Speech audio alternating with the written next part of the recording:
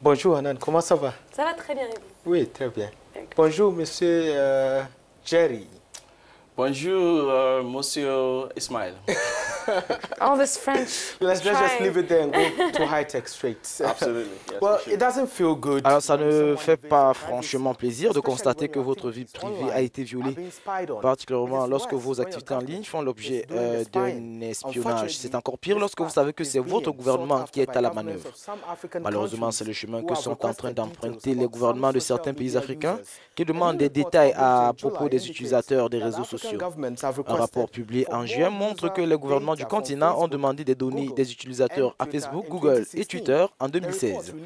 Le rapport a été préparé par le CIPESA, un centre africain de recherche sur la politique des TIC. Il indique que 18 pays africains ont demandé à Facebook des données d'utilisation de plus de 100 personnalités. Le premier de ces pays est le Soudan qui a émis 35 demandes sur 39 utilisateurs de Facebook entre 2013 et 2016. Suivent l'Égypte et le Soudan du Sud qui ont fait 33 demandes. Le Nigeria a quant à lui émis 16 demandes d'information sur 119 utilisateurs de Facebook, tandis que la Tunisie en a émis 5 pour 52 utilisateurs. Ces chiffres ont été compilés par Facebook. En 2013, il y en avait beaucoup moins. La firme de Mark Zuckerberg a indiqué qu'elle a répondu favorablement à la plupart des demandes.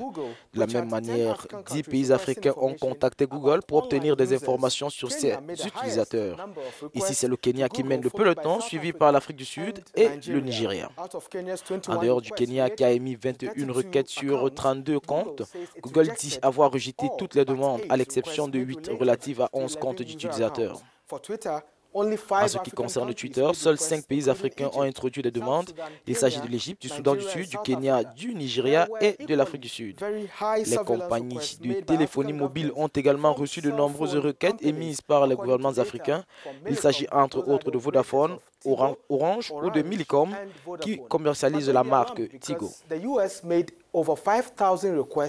Ceci n'est pas beaucoup parce que les États-Unis ont par exemple demandé jusqu'à 500, ont fait 500 demandes d'informations, donc l'Afrique est encore derrière. Parlons maintenant du Nigeria. Une start-up nigériane justement a combiné la biologie et la technologie pour créer un gadget qui peut renifler les explosifs et des maladies telles que le cancer.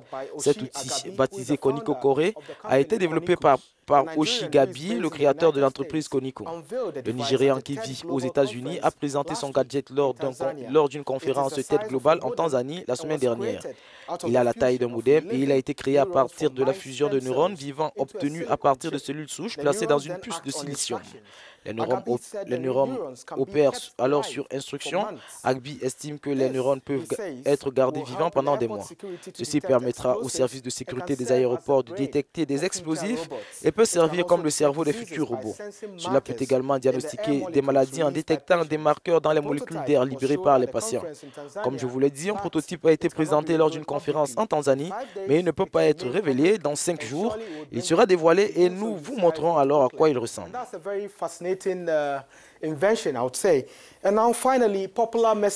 Enfin, parlons de la messagerie la plus populaire au monde, WhatsApp, qui a rejoint ses homologues Facebook, Twitter et YouTube en introduisant les comptes vérifiés. Ces comptes ont été conçus pour les entreprises afin de susciter plus de confiance. Les comptes vérifiés seront reconnaissables à leur badge vert avec une marque blanche. Pendant les séances de discussion, une bulle jaune va apparaître dans la conversation pour vous confirmer que vous parlez à un opérateur économique. Selon WhatsApp, ces conversations ne pourront pas être effacées. Les entreprises ayant un compte WhatsApp vérifié pourront envoyer des messages à leurs contacts. Vous aurez alors la possibilité de les bloquer. Les comptes vérifiés ont été mis à la disposition de quelques entreprises qui suivent actuellement un programme pilote. J'espère que ce ne sera pas une occasion pour WhatsApp de se faire de l'argent comme l'a déjà fait Twitter. This is SciTech.